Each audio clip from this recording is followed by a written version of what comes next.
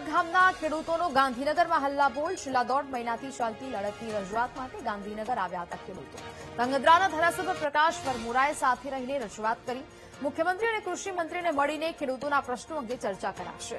બજાર કિંમતના 4 ગણા વળતર, ખેતરમાં નખાતા વીજ પોલના ભાડા આપવા સહિતની માંગણી કરવામાં આવી છે. માંગ નહીં સ્વીકારાય તો આંદોલન યથાવત રાખવાની ખેડૂતોએ ચીમકી ઉચ્ચારી છે.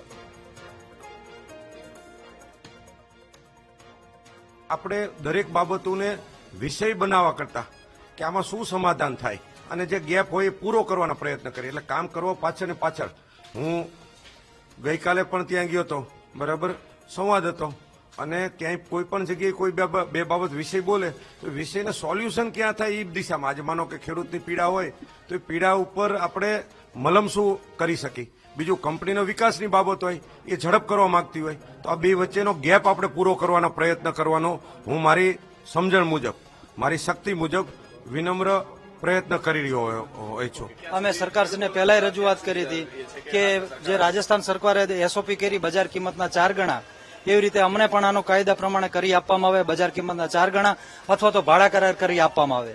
તો અત્યારે જે આંદોલન ચાલી રહ્યું છે એ આગળ અત્યારે અમને શું જવાબ મળે છે એના આધારે અમે આગળની રણનીતિઓ તૈયાર કરશું.